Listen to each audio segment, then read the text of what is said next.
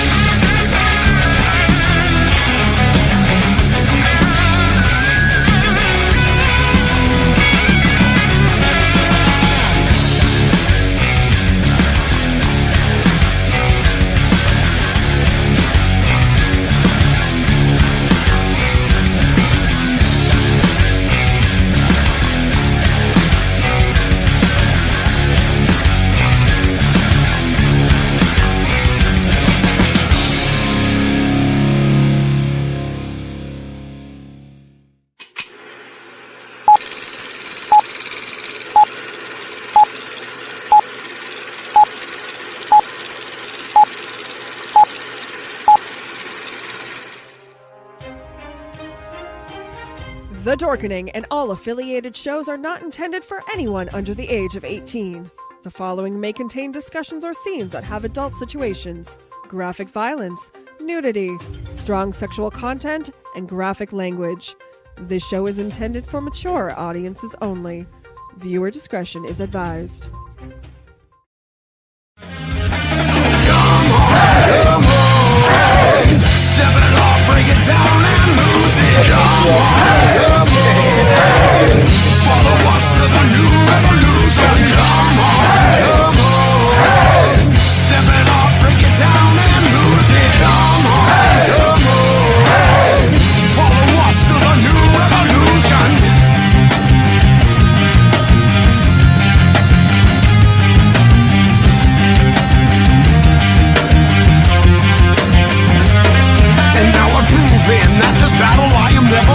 I'm choosing to ignore the cuts and bumps and bruises. I'm cruising through these haters, leave them looking stupid. They foolish if they think they'll ever hear my conclusion. I'm through with all these my-promise and their excuses. I'm bruising eagles left and right every time I do this. I'm shooting for the top, no I'll never settle where you did. The future's in my hands, my grip will never loosen. My crew is ready to obtain the absolution, removing any doubt that we was ever fooling.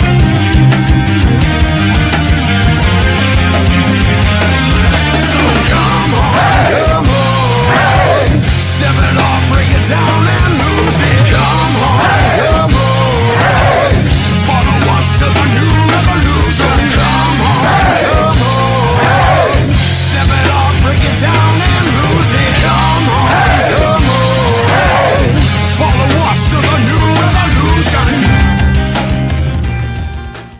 Rise and shine, my sinners. When Father Evil starts his day, he gets a little deadly. Deadly Grounds coffee has the richest, smoothest flavor you'll find anywhere.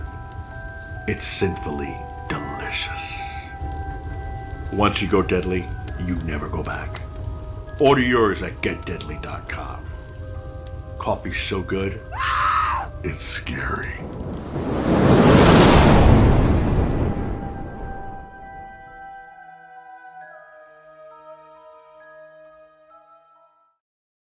Happy Wednesday, everybody.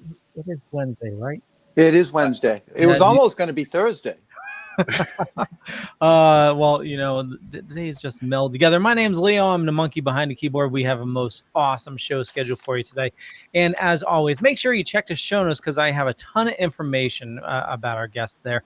Even where are the show notes? Where are the show notes, Leo? Up above or down below, depending on where you're watching or listening to us. There's an Amazon link there, too, for skeleton dolls. We'll talk about that shortly. But as always, Benjamin, how's it going, my friend? What's happening, everybody?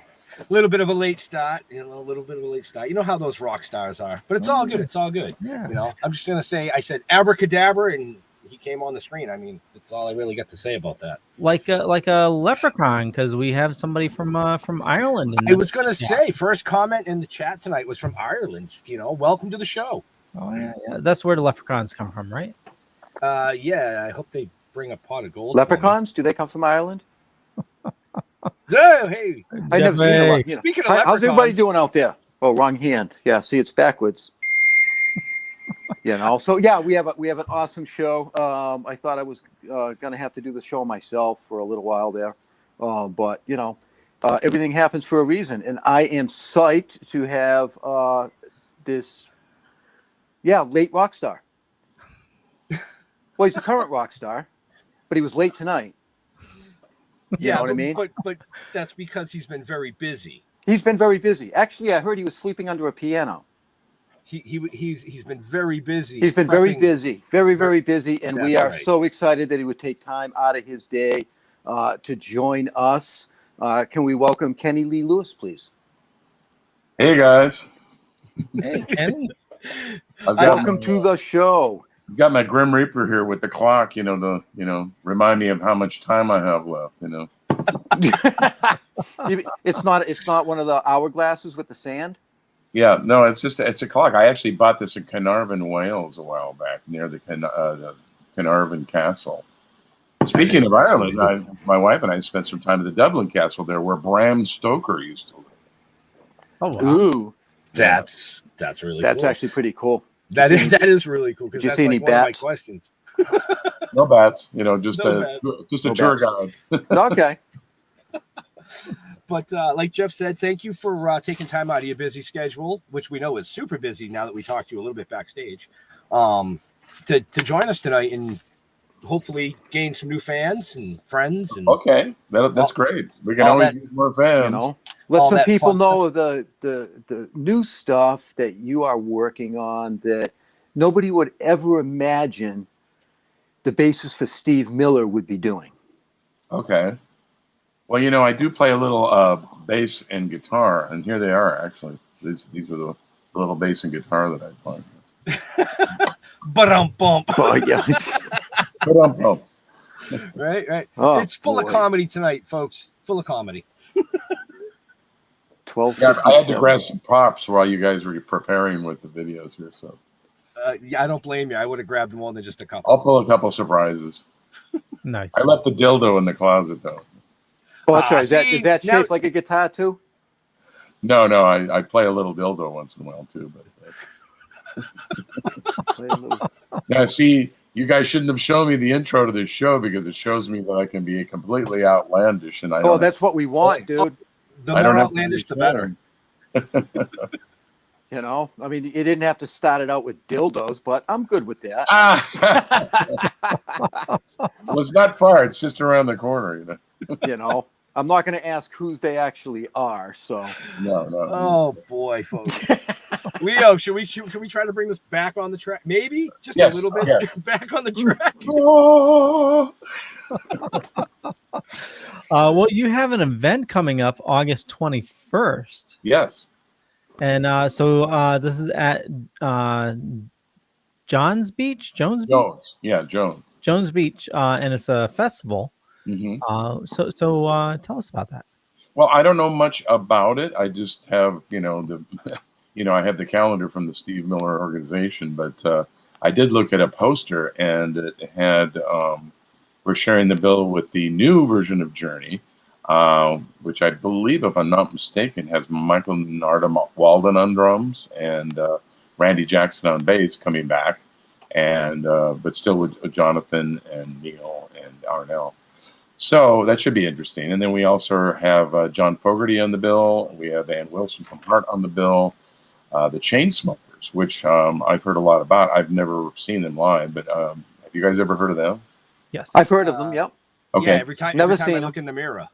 Yep. And then there's I think Wycliffe Jean doing some reggae. There's Florida, which I think is some kind of a new hip hop act. And then there's a bunch of others too that I can't remember them all. But it's a big festival. And that venue is pretty interesting. I don't know if you've ever been there, but it's on Long Island, and it's on the harbor, and it's literally built on top of the bay. So the audience sits and looks at the stage, and the stage is surrounded by the bay.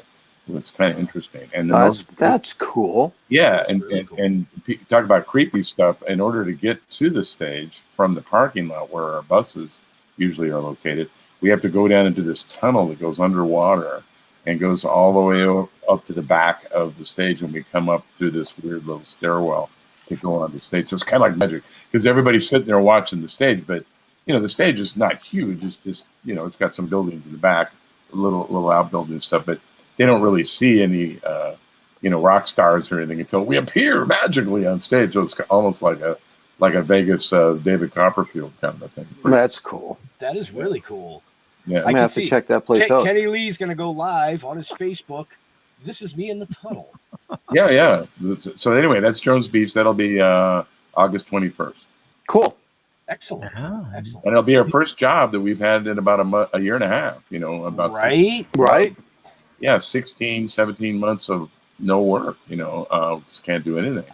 So we did do a casual about a month ago in Indianapolis for a private, which was controlled. Their distancing and masking and stuff was their protocol. But this is the first public venue, big rock show we've done for that long period of time. Wow. So we're really looking forward to it. Now, I've been trying to see Steve Miller live for years, and I mean years. Okay. The fucking problem is every time you guys come up to New England, you like the summertime for some reason, okay? And I'm always on fucking vacation at my camp in Maine, and I can't come fucking see you. Well, we play Maine. We play Maine too. We've done. In fact, we did. You've played Bangor. Yeah, we played some really weird gig that was kind of out in the middle of nowhere. I can hook you up with a few of those. 2.5 years. It was really nice, though. It was a small little, kind of on the green kind of event, but it was really fun. It had a view of this huge lake. It was really nice. Oh, cool. Okay. Yeah. But we do Maine from time to time. All right. I'm going to follow your schedule You again. can continue to beat me up if you'd like. That's okay. Go on. No, that's good. That's cool. I took my shots. You gave them back. Oh my! But I'm looking forward to having you in the green room for free guacamole and beer when we can make that happen. Oh, absolutely. There you go. I'm going to look up the tour dates now. The things are opening back up. You know what I mean? Hopefully they stay that way. But now that I don't know where it's going to go. But hard to say, man. It can happen. So, but I'm going to check your schedule out. Everybody should check their schedule out. Give them a follow, give them a like. If they're in your area, get some fucking tickets. Yeah, SteveMillerBand.com. Just go to tours and stuff that's current should be on there. Just make sure you're not looking at last year's schedule. Right. A lot of people have not updated their schedules from last year. Well, they want to gloat on what they did before, and it's like, this is what we did, Okay. Right. But speaking of some really cool things that you've done, I read somewhere that you worked with Dave Schechter on researching some parts for guitars. Well, you did do some homework, didn't you? Yeah. That goes way back. Well, we invented the parts business in 1974. Right. And I was working for an amplifier corporation at the time. It was a kind of experimental. It was called Delta. It was in Sun Valley, in the San Fernando Valley. Mhm. And the company was not doing very well. We made about 100 amps, and they were starting to blow up on stage, and it was not good. I mean, we had Skunk Baxter and Frank Zappa as a couple of our people who were trying them out. And so one day, while we were trying to figure out how to reinvent the wheel, this guy comes in off the desert, some strange guy, and he had this Stratocaster pickguard with all the electronics and pickups already soldered in. It was just a drop-in assembly. And it was Dave Schechter. And he says, yeah, Fender guitars right now are just terrible. He goes, you can just rip all the guts out, drop this in, and immediately you got this great guitar. And we thought he was nuts, so I took my Strat, my 63 Strat, took it out, took my guts out, stuck this thing in. Although my 63 Strat was great to begin with, I should have never touched it, of course. Right. But, we dropped in this assembly just as an experiment, and sure enough, it really sounded great. And all the switches were military quality and Bourne spots, and all of it was hand wired. And so I was the quality control manager for the amp company at that time, and because they could see that the amp company was getting ready to nosedive, they kind of got an M1 shop. They made me the Igor of Dave Schechter, and we started hand wiring pickups in this little cold little M1 shop, eating beans and rice and listening to Elmore James while we hand wound these pickups with a Cox slot car controller, speed adjustment, and we had these magnetizers and all this stuff. It was crazy. So that went on to starting to make parts, replacement parts, and then eventually we bought a lot of exotic woods and we started making our own guitars. So that was from about 74 to about 76 when I was there. So yeah, I was there, the original employee for Dave Schechter. That's awesome. See, now to me that's more intriguing than playing bass with Steve Miller. Yeah, I don't know. That's just me. Historic longevity, it's a close second. Yeah. Right. Yeah. Right? So I mean, that's where I see the talent. No, I'm just kidding. And then when I met my when I met my employer, she was my employer first at Diane Steinberg Lewis, who was just in here a second ago. She hired me to play bass with her, and we started playing some really nice gigs. And she was doing a second album, and we were co-writing, and she wanted me to play on the album. So I got really busy with her, so I wasn't able to spend as much time with Dave. And they started bringing on more employees, and a guy named Tom Anderson showed up one day. And Tom Anderson was the guy that I kind of showed around the shop and showed how to use the CNC machine, and make the necks and the lathe and all that.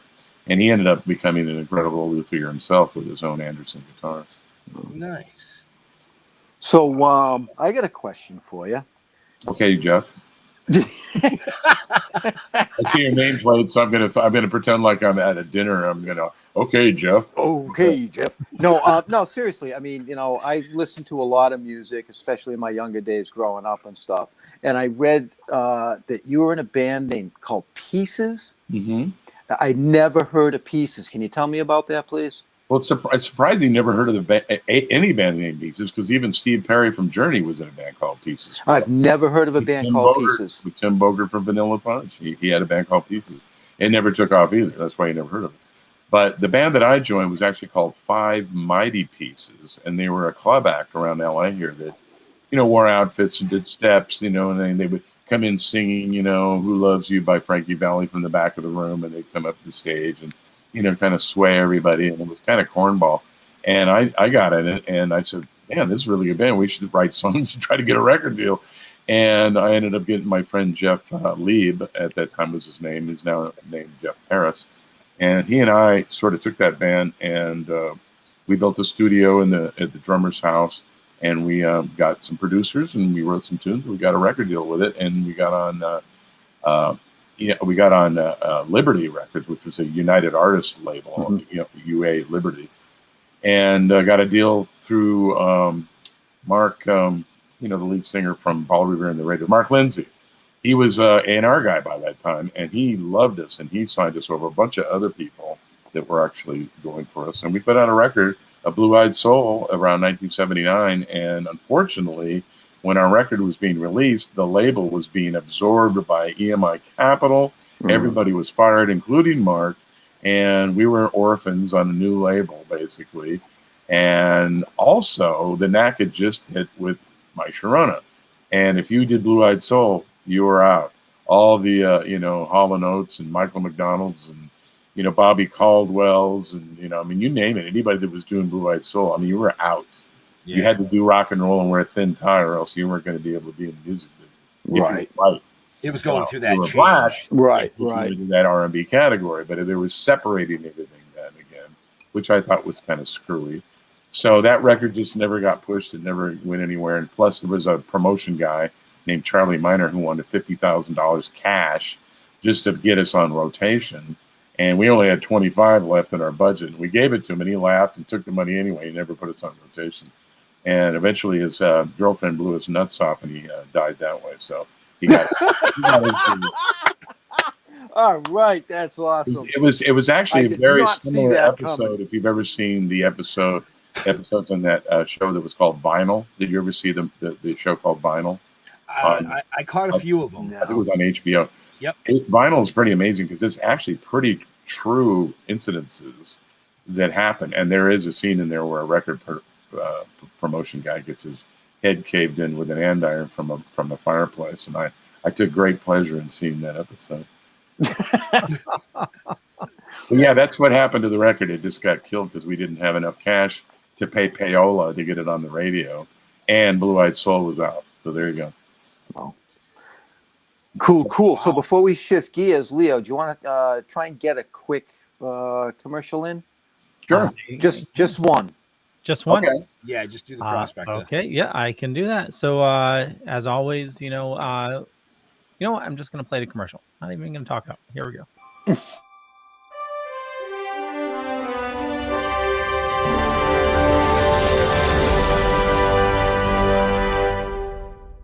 Did you know around 83% of Americans with disabilities are unemployed? We are changing that. The Prospector Theater is a 501c3 nonprofit dedicated to providing competitive and integrated employment for adults with disabilities through the operation of a first-run movie theater in Ridgefield, Connecticut. We greet, seat, and treat our audiences to the best, most accessible movie-going experience in the world. Hollywood blockbusters, delicious gourmet popcorn, and one-of-a-kind pink glove service. Join us for a movie and see our sparkle in action. For more information or to purchase tickets, visit www.prospectortheater.org.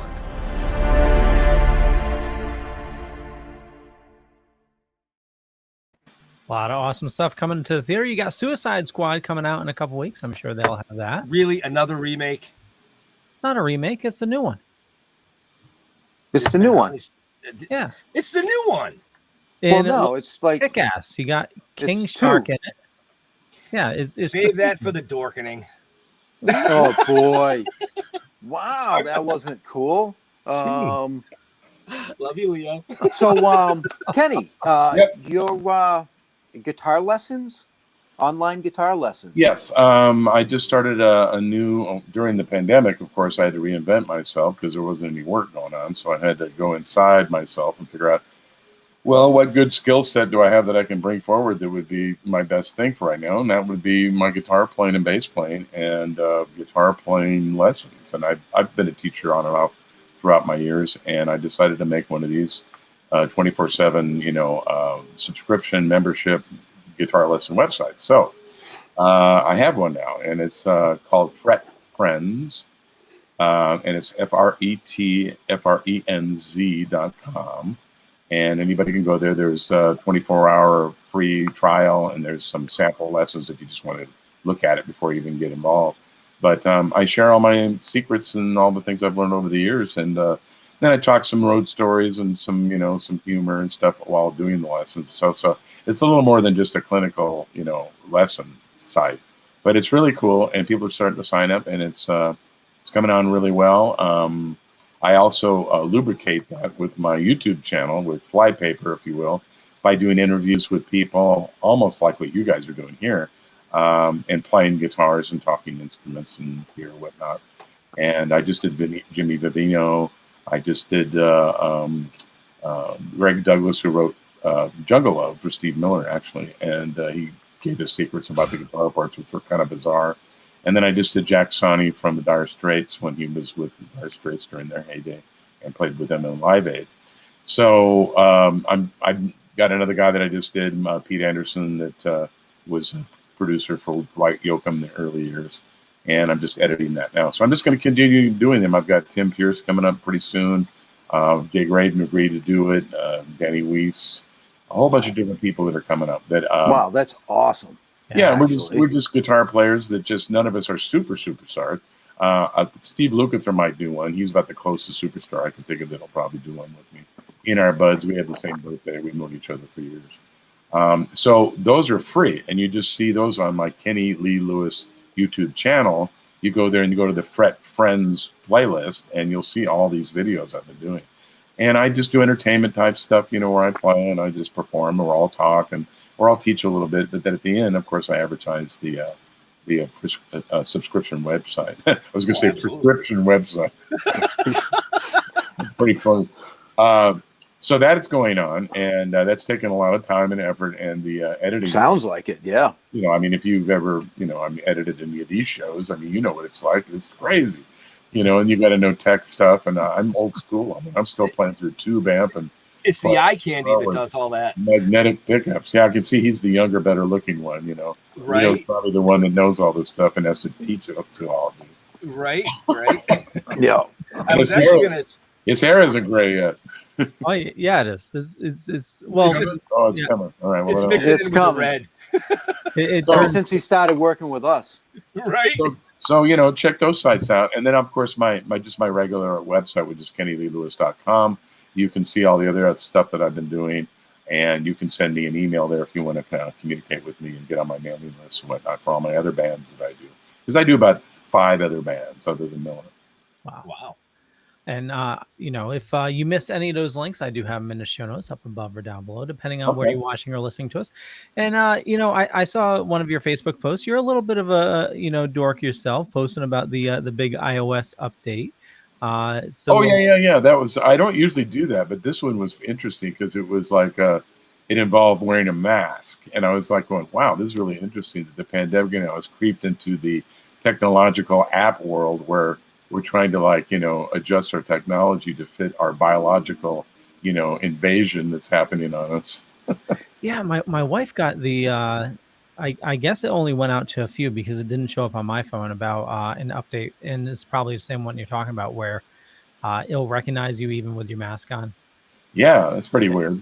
Yeah. Too bad we can't do that with law enforcement, right? With robbers and stuff, robbing banks and whatnot. Yeah. Right. Well, now you can if they share the data. Well, there you go. Right. And we lost Jeff. He got a phone call, or he got a phone call in the middle of it. So how are you recording these, and how are you editing? How am I? I'm sorry. Say that again. How are you recording your interviews? And, and what are you using to edit? I'm just using all the free stuff. I'm using, you Zoom, and I, marquee the things when I want to close up, and and I tried recording 2 different audio tracks, thinking I'd get 2 individual tracks that I can mix. No, the Zoom thing supersedes that, and whoever's the loudest audio signal is the only one you get on the feed. So I completely lose the other track. So I don't know how. Maybe this thing that you're using, you can have individual tracks that are separate. So you're doing it through Zoom. Yeah, I do Zoom, and I'll do like a marquee, style thing. But then when I want to have just one camera, like you just did a second ago, I'll actually mix it that way, and I'll go in, I'll grab that and make that the close up, and then go back to the 2. You know what I mean? I'll do that through iMovie.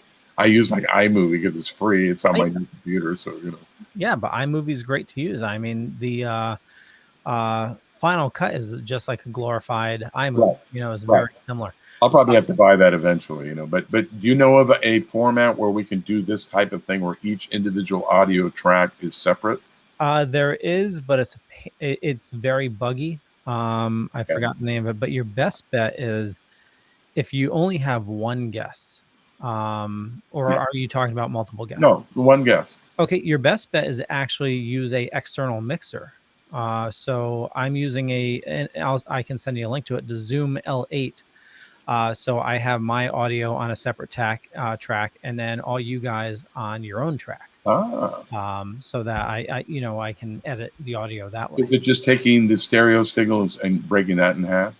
It's actually, so the way it's hooked up to my computer is my microphone is one track, and then the audio coming from you guys is a separate track through the computer.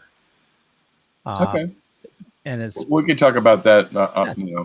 at another time. But that sounds really interesting. That would be nice because then I could actually mix, because sometimes I jam with the guys, and it's very difficult to try to like get it mixed just right when one's superseding the other audio. It's kind of like a superseding kind of a thing. Yeah, there was a service that was they were trying to do a jam kind of service as well. I'll find the information and I can send it to you. Okay. Yeah. How do you like the way we segued from dildos into technology? I thought that was really cool. You know what? Well, there's been a couple of times where the dildo is going to get brought back up. I'm looking at Ben and Jeff's faces, and they're going like, Well, no, because see, when you guys started talking about that and you brought up your YouTube channel, instantly in my head, I said, well, geez, if Kenny's only running on YouTube, we really should talk to him behind the scenes because we're running 12 platforms worldwide, including the radio side of things, independent radio. How cool would it be if you could start you were the guys I was supposed to send the restream key to get all my other stuff going live, and I completely dropped the ball on that. Yeah, you fucked that one up too. Yeah, but it's okay. It's all good. I have an interview on the 1st, which is in a couple of days, and I was confusing this with that date, and I was just today. I mean, I just played the Mid-State Fair yesterday with my band here in Paso Robles, and it was a really big deal. I mean, I've never headlined a fair before myself personally, so I mean, today was just like I finally just let my brain just melt, and I went, right. I'm just going to be a zombie today. I'm not going to think about anything. I completely just spaced out. So again, my apologies, but we're here. But there you go. No worries. Yeah, no worries at all. Yeah, and I was also the one that sent you the switchboard. We use something similar. It's a service called Switchboard that allows. It's different from Restream, where this here you can like grant access to somebody streaming on your content or your pages, right? For like a limited amount of time. You can say, hey, give me access to stream to your YouTube for like 24 hours. And then after that, you and I are going to hook up, baby, because, I need you, baby. I need all the medulla you can give me. Well, that's what I was saying. I don't mind. Yeah. Yeah. Leo's got some medulla. That's for damn sure. Yeah, he does. There he does. And he actually, I'm not going to bullshit. Right behind the brainstem, right here. Right. He's got one hell of a network going on over here with the Dorkening Podcast Network. Yeah, I need help with all that stuff, man. I'm completely old school. Well, yeah, it's. I built a crystal radio set with an alligator clip you'd hook onto your lead pipe, your plumbing, so you could get radio coming through. When I was like, 10 years old. Oh, that's cool. That's where I started. But speaking of other things that you've done, you wrote. You're a writer as well. Yes, I wrote a novel about 5 years ago based on a true story. Our bass player in the Steve Miller Band was dating this really hot chick, and she had an identical twin sister. And she would come around, and they were probably about 29 then, 29, 30. And they were just stunning. And they used to come up to our cabin that we have up in Montana, and they would help us, strip the bark off the logs with bikinis and everything, and just smile all day long, really nice ladies. And I met their mother at some point, and she started telling me these stories about what they were like when they were really little, when they were speaking in their own languages, they had their telepathic abilities, and all these other strange things. And it just made the hair stand up on my arm. I just said, can I run with this and kind of make it a novel? And she said, sure, just change the names, So the first 10 chapters of my book, Skeleton Dolls, Children of the Tower, is about, female identical twins that use twin speak into their adult years. And we find out in the book, of course, I made all this up, but it does say in the Bible, in the Old Testament, that at one point before the Tower of Babel was destroyed, we all spoke the same language, and we all spoke to God directly. I mean, it wasn't like a thought that came into your head. It was just sort of like God saying to Noah, hey, build an ark, and you go, how long? And they would just have a conversation, and it was like that. I didn't write that part. So I suggest that twin speak and also people who speak in tongues in church are actually speaking the original language of God, which has power in it. And the church sort of suppressed this back during the time of Merlin and stuff, because, only Jesus, of course, could have this incredible power. We couldn't allow other people to have this power, so they suppressed the whole language. Plus, there's incantations and singing that goes along with it. So there's frequency involved, vibration. They sing in really weird intervals and stuff in this book, and they're able to raise the dead, and heal people, and do all kinds of crazy stuff, which, of course, gets them into a lot of trouble. So that just gives you a little bit of an idea of what the book is about. But it's pretty interesting. And eventually they travel to Australia and hang out with the invisible Aboriginal tribes there that are off the census and that have never been seen. Wow, sounds like a really freaky porno movie. No. Although there is some sex in it. It was pretty interesting. When Of course there is. Women who have telepathic and telekinesis powers having sex at the same time in two different parts of the city at the same time. Right? There you go. There's some interesting things that can happen. I do have, if you look in the show notes, there is an Amazon link. There it is. Yeah. There's the cover. Yeah, it's the asphyx. That creature right there is a seraphim angel that actually has the power to take your soul or restore it. And he is literally, or it, I should say, is literally the Grim Reaper. And that is also biblical. It's called Sashiel, which is the name of one of the seraphim angels, and that is the giver of life and death. And so that's an actual real character that's also in the Bible. Wow. Very cool. See, I'd buy it, but I don't see an option Cool. for Now autographed that is copy. out and available, right? Yes, it's on Amazon, it's on Kindle, and also hard they copy. can find that in the show notes up above or down below, right, Leo? Yeah. Yes, I think it's $4 for Kindle and $17 for a book or something like that. I don't know.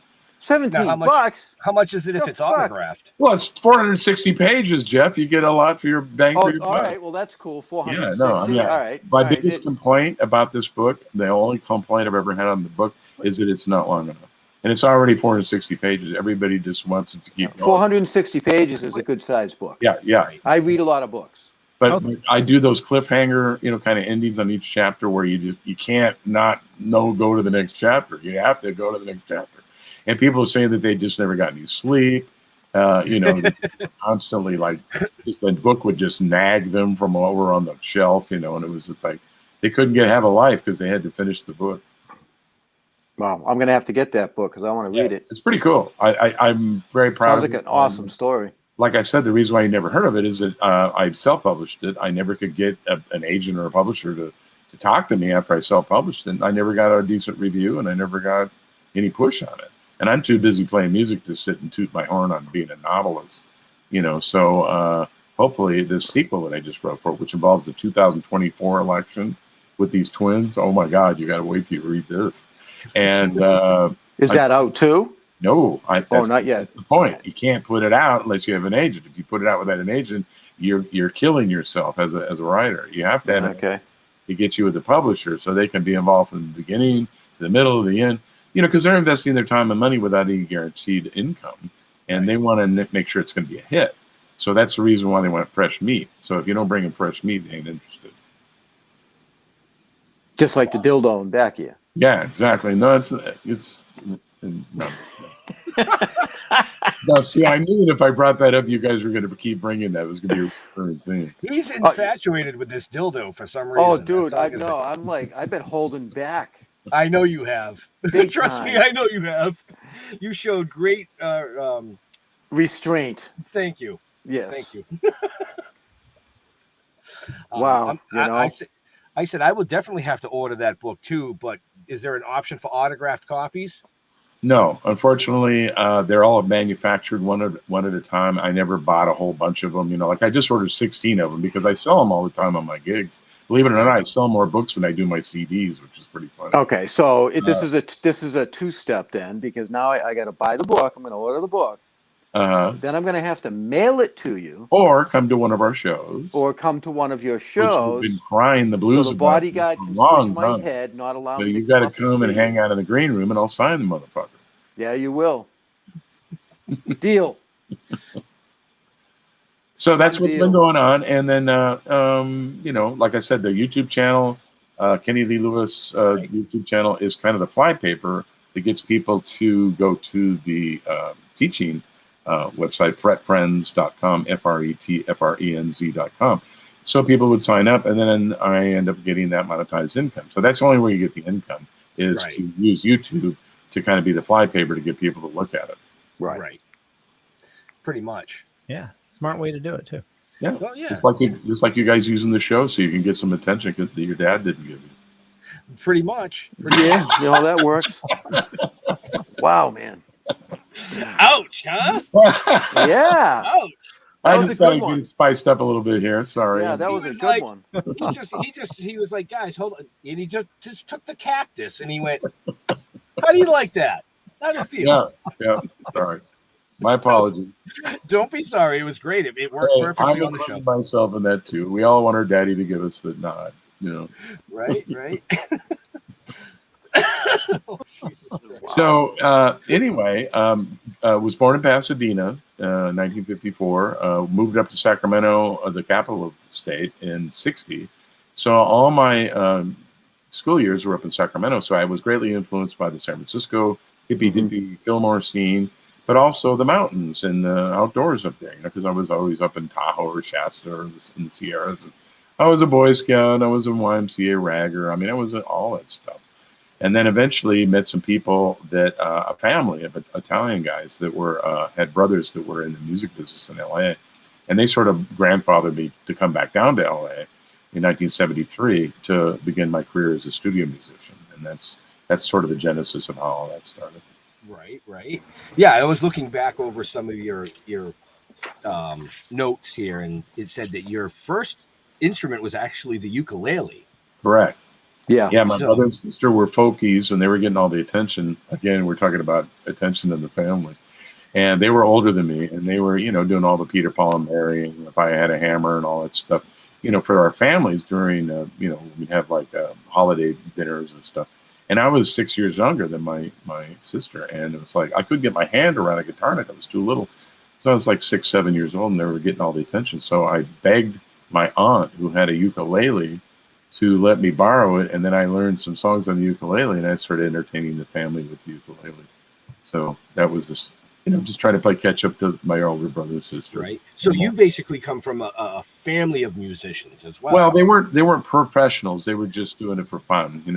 My dad wanted to be a musician. He had played saxophone, guitar, and drums throughout his life, but never professionally. And he ended up becoming a tax collector of all things. Imagine that. And but he had a great record collection. He loved swing music, and so I grew up in a house of swing. So from his 78 gramophones to his LPs to, all the way up until the Beach Boy and English Invasion. I mean, I had music going on all the time. Right. Wow. That's Now, pretty crazy. You've also worked at the likes of Boz Scaggs. Yeah, so Boss worked for me once when I was the jam director at the China Club in Hollywood.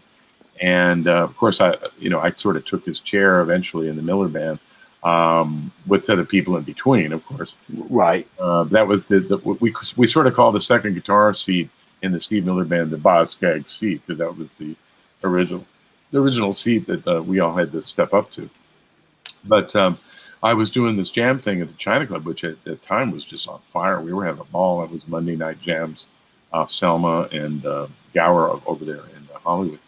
And so Smitty Smith was a great organist who had been working with him, and he said, "Why don't you call Boz? He'd probably do the jam." Because I used to have guests all the time, different guests. And so I called him up, and he agreed to do it, and we met, and we had a great time. He turned me on a bunch of great songs, and he was our guest that night. And so that was my only time of meeting and playing with Boz. But like I said, I occupied the chair that he warmed up for 28 years as the guitar player for the Steve Miller Band. That's pretty cool, actually. Yeah, it's actually, there's a list of others here, like Meatloaf. Oh, yeah, but Meatloaf. It's like Meatloaf, really? And surprisingly enough, the Perry family, the Italians in Sacramento I was telling you about, one of those brothers became a great engineer, and he engineered the Silk Degrees album, which was Boz's big hit album. Right. With, wow. big hits on it and stuff, but he engineered that. Wow. Awesome stuff, man. That's just awesome stuff. I read that you said like right now we're kind of going like through a detox phase in rock and roll. Let's see. Let's examine that. A detox phase. What's the quotation? Let me find it here. Oh, we were talking about. Were we talking about what's going on in politics on Capitol Hill this week? No. Where I was talking about Might America having a colonoscopy. Might have been. Let's see. Hence That the was dildo. one of my famous posts from a couple days ago. Yeah, these inquiries are kind of like a colonoscopy. They're looking for polyps, you know. Find it the website. It was saying right now we're going through another detox cycle in rock and roll. Might have been an older post Oh, okay. that I was reading. I was wondering what that was in conjunction with, but it sounds like something I might have come up with. Right. I'm not really sure what that was inquiring about, but Well, that fits in so many different ways. yeah, I mean, I could take that and run with it right now. I could say that, yeah, I mean, there's, you know, when you look at what's being put up there for, you know, folks that are going into the Rock and Roll Hall of Fame and people that are getting accolades for things that are not new, they're not original, they're just sort of like recycled stuff that Right. we all did back in the 60s and 70s. You know, I mean, Greta Van Fleet is a great band. They're doing a great job of kind of doing like a garage impersonation of a Led Zeppelin thing, and they're doing a pretty good job. It sounds very much like Zeppelin to me. I mean, with some changes because personnel being different. But to me, I mean, I don't go out by the record because I've already lived that era. I've already played all that music. I know that. Right. I completely lived it, you know. I don't need to have some young band, you know, reminding me of my childhood, you know, because, you know, I've already gone there and been there, you know. He's But been I don't there. know. I'm not sure what my detox comment was about, but, you know. Yeah, I should have made note of the website I grabbed it from. What I normally do is I grab little snippets from, you know, different places on the web, so I have some notes. But I think it probably was just relating to the fact that, in my opinion, as a geezer from the golden era, you know, there's just a lot of really shitty music out there that just doesn't make any sense to me. Right. And if it is getting accolades as being something new and it sounds like something old, then it's just, you know, it's just recycling, you know, which is fine. You know, and like I said, Greta Van Fleet, I'm glad the younger people are getting exposed to that because they probably wouldn't go out and seek out a Zeppelin album. Maybe some of them, but not all of them. Right. But they're young and they're fresh and they're cute, and the girls will look at them and they go, "Oh, yeah, look at them." Because they look at me. I mean, I look like, you know, Santa Claus. You know, they're not going to get behind where I'm coming from. And Ben, you're getting there too. You know. Oh, I definitely getting there. I looked in the Or I mirror could the- say Michael McDonald, you know, which is a little hipper, but you know. Yeah. But you know, I mean, they don't care about me. They care about a bunch of young guys doing their thing. I mean, Bruno Mars is a great talent. I mean, he's fantastic. But he's just doing that old shtick, you know, from Memphis and Muscle Shoals, and it's like it's nothing new, you know. And he does a really good job of it. And if he does a thing where it's kind of like a, you know, kind of like the Royals or the Dells, you know, with the vocals and all that stuff. I mean, he's just recycling back for a new generation so they can get in touch with that which we've already done, conquered, and invented. And so, whatever detox we're talking about, I think what we're doing is we're kind of getting the younger people educated to that stuff. And that being said, it's actually a positive thing. So it's a detox. Usually when you detox, it's a positive thing, you know, because you're being, you know, made anew, which is nice. And so maybe that's what I was referring to. But that's an interesting take because basically it's like, you know, the kids of today with this new music are actually getting introduced to what we grew up with. Correct. And that's fine. They should. And if it means them doing it through another band. I mean, look at us. I mean, I have to admit, when I first learned blues, I didn't learn it from Howlin' and Muddy and those guys. I learned it from the Yardbirds and the Cream. And, you know, it's like John Mayall. I mean, that's who I learned the blues from. And then I had to go backwards to understand that their influences were actually our American people that you never heard on the radio. When I was listening to radio when I was a kid in Sacramento in 1962, 63, 64, they didn't play any of that stuff. They didn't play any real blues. They were playing Pat Boone, Frankie Valli, and the Beach Boys. You know, it's like, come on. And we didn't get exposed to it. So I had to get exposed to it through those English invasion people. So it's the same thing. Right. Next generations. Yeah. Right. But you have to have a younger, more exciting looking package in order for you to be interested in it as a young. You know, otherwise you're just looking at these old guys you can't relate to him. You know, you're like, oh, he looks like my dad, and I hate my dad. Yeah, right. Right. Pretty much. Wow. Did I see that you've done some music for film, including Rocky 3? Yes. Well, when I was a studio musician, like I mentioned, when I moved back down to LA in '73, I began my genesis. I met my wife, you know, Diane Steinberg here, you know, who eventually became Lucy in the Sky with Diamonds, you know, in the Sgt. Pepper movie with the Bee Gees and Peter Frampton. She had a record deal on ABC Dunhill, and she co-wrote songs with me, and she insisted that I play bass on her album. So I played a little bass on her albums. That's how she sees it anyway. And but through that session, she had Jeff Porcaro on drums from Toto. She had Jay Graydon on guitar. She had David Page from Toto on keyboards and stuff. So I got introduced to all those A-player guys, and they brought me into the studio scene. So when I did that, I started meeting a lot more contractors, and eventually met Bill Conti, who met me through a lady named Allie Willis, who wrote a bunch of big hits. I don't know if you know Allie Willis, but she wrote September and Boogie Wonderland, you know, for Earth, Wind and Fire, the Friends theme, you know, just a whole bunch of big hits. Neutron Dance, you know, Pointer Sister. I mean, a whole bunch of big hits. Anyway, she used me on bass a lot. And so I met Bill through her because she was trying to write the new theme for the Rocky 3 movie. And so she brought me in to play on her incarnation of trying to get this Eye of the Tiger thing going. This is before Scotty Brothers got Survivor in there.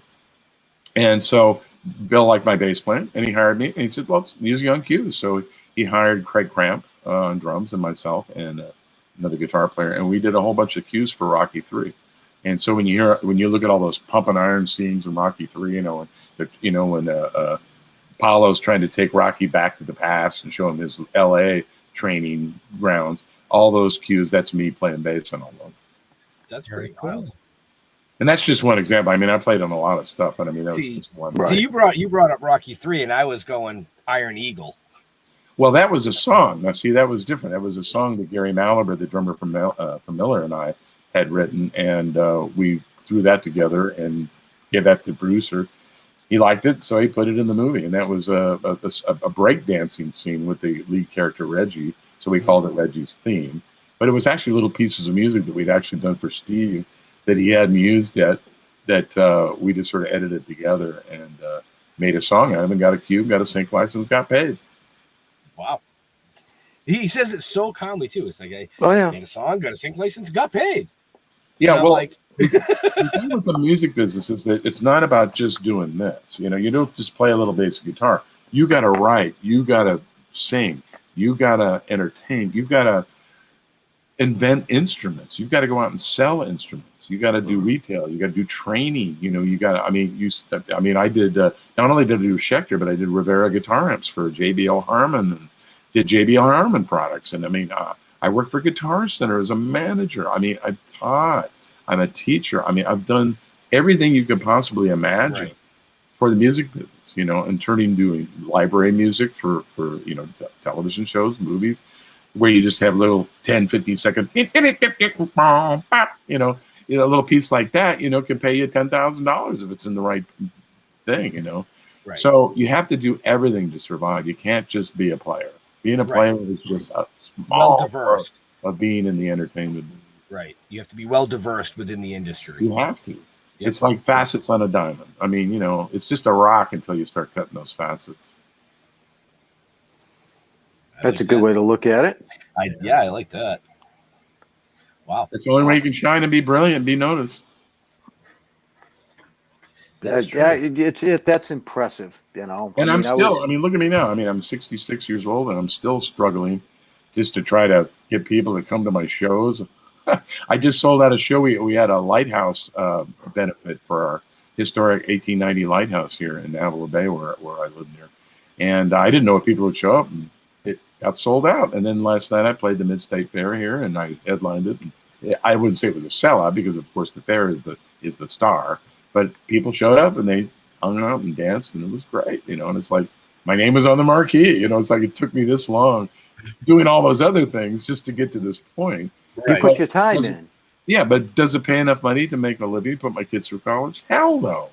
You have to do everything else. You can't just do one thing. The Miller gig is sort of like a lottery gig. That just sort of was like a big, how did that happen? You know, and it's like, you know, you can't even teach that to students, how you can get a job like that, because it just, you never know how it's going to happen. I didn't even have to audition. I mean, I could tell you the story if you want, but it might be a little long. I don't know how much time you have. Well, I know Leo's keep got asking questions. I know Leo's got another show tonight, so we probably have to wrap up in about within 10 minutes. I'll just keep asking questions. I'll keep dazzling. Yeah. Then everybody goes silent. Keep dazzling, he says. That's the diamond part. That's the diamond part. You know? Right? I read that Jerry Lee Lewis hassled you because of your name. Yes. I was working for Billy Burnett, whose father was one of the original rockabilly writers in Memphis during the 50s. They wrote Tear It Up, Rip It Up, he and his uncle. Billy eventually got in Fleetwood Mac, as you know, so replaced Lindsay when Lindsay short-circuited. And I was doing some gigs with Billy, and Billy knew Jerry, and we were playing the Palomino Club in Los Angeles in the San Fernando Valley. If you've ever heard of the Palomino Club, it was pretty famous. Kind of a dump, but very, very, very famous. And we were playing there, and Jerry came to come down to see him. And Jerry was in some booth with some 13-year-old girl or something, you know, and we walk over to him, and he says, Jerry, I want to introduce this is my bass player. It's Kenny Lee Lewis. And he goes, you stole my name. I said, no, I didn't steal your name. I said, my parents hated you. I said, there was swing.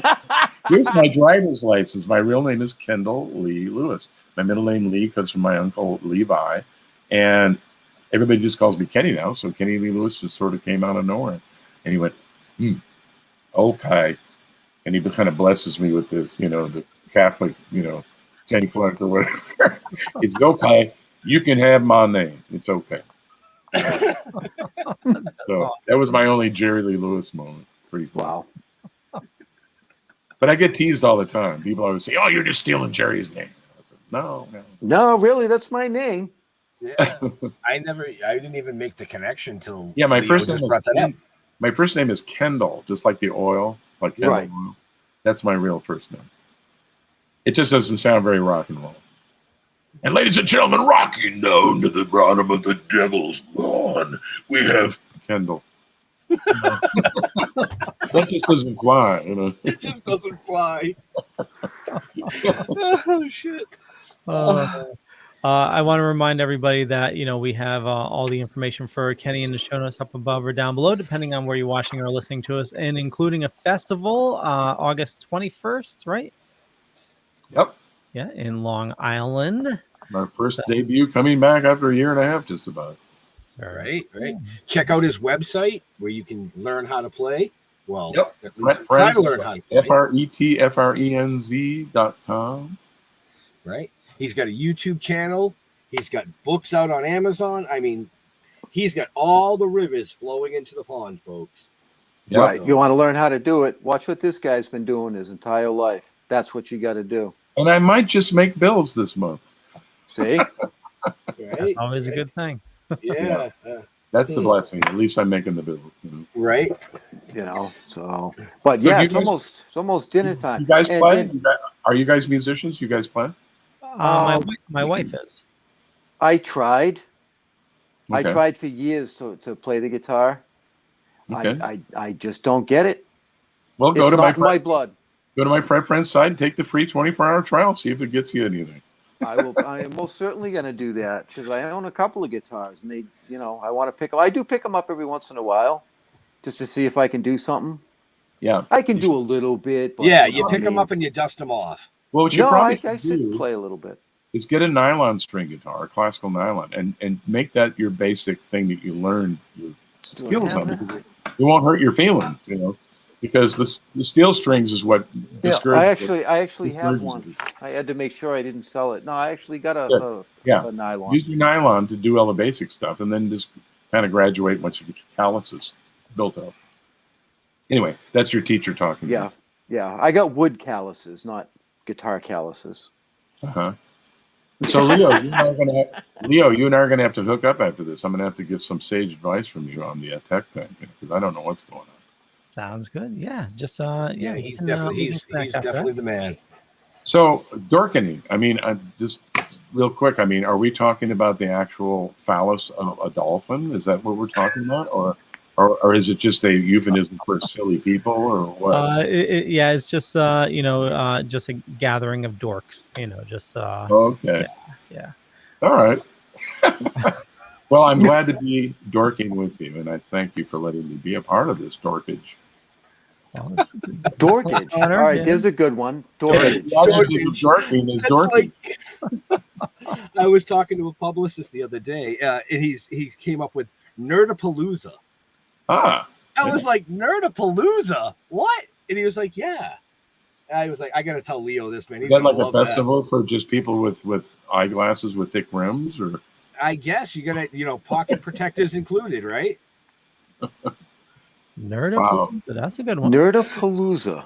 Right. Yeah, that's good. I like that. That sounds awesome. So now, Jeff, you sound like you're from New England. Are you all New England guys? Yeah, I'm in Mass, Ben's in Mass, Leo's in Connecticut.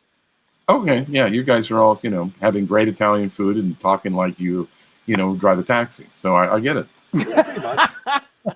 Pretty much. Right? Us in California, we all talk like this, man. You know what I'm saying? We're all the Big Lebowski out here. That's what we. Right. Like this aggression cannot stand.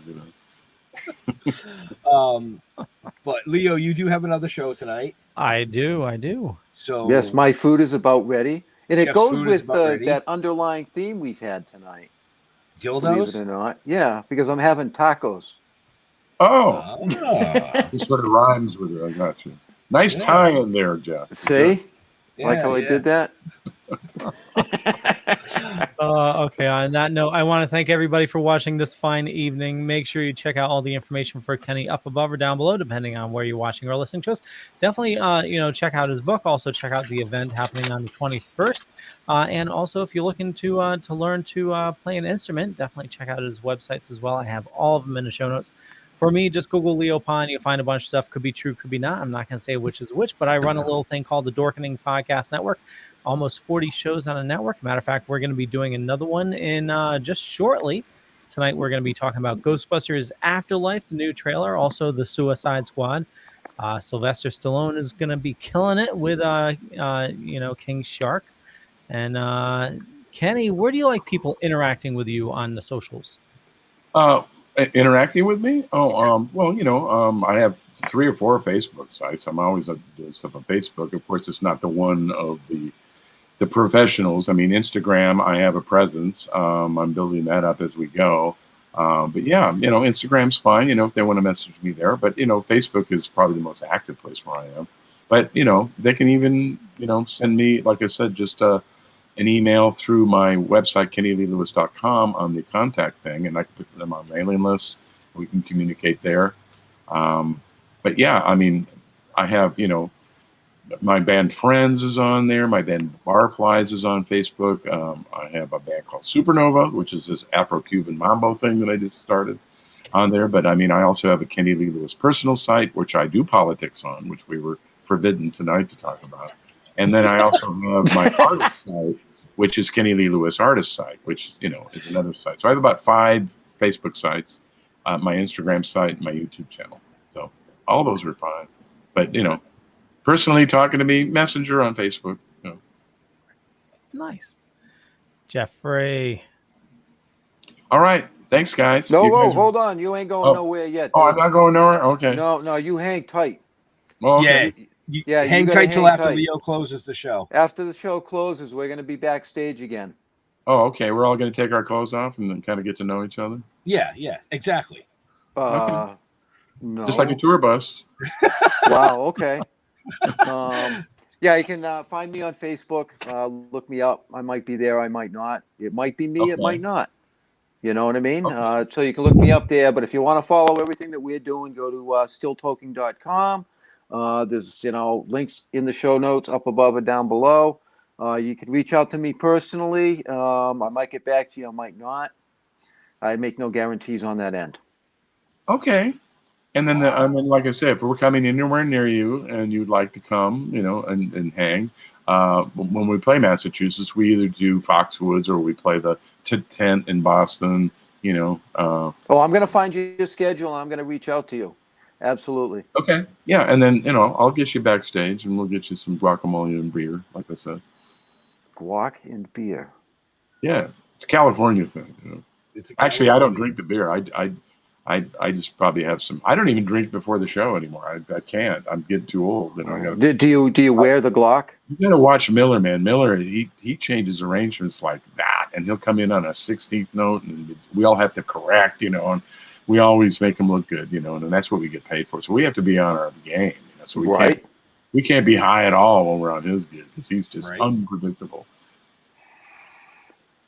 Well, that's good to know. As you'll see when you come to the show. Right. But we make him sounds like fun. Yeah, the audience never knows. I mean, they always think he's just fantastic. It's amazing. They don't realize that he dropped this verse or came in an eighth note slot, and it's completely fucked up the arrangement. Nobody knows this, except for the band. Pretty funny. Wow. All right, so you hang out for a few minutes. Ben, take us out of here. So like Jeff said, you can find us at stilltoking.com. You can find everything from the comic books to this awesome show that we do every week to our new live TV series that we're filming. Okay. And all that great stuff. We want to thank Kenny Lee Lewis for coming on and joining us tonight. But to all our veterans and first responders, we want to thank you for doing what you do every day so people like us can do what we do every day. We're out of here. Stay safe. We'll see you next week. Thank you. Appreciate that. Thanks for having me. Sorry I was late.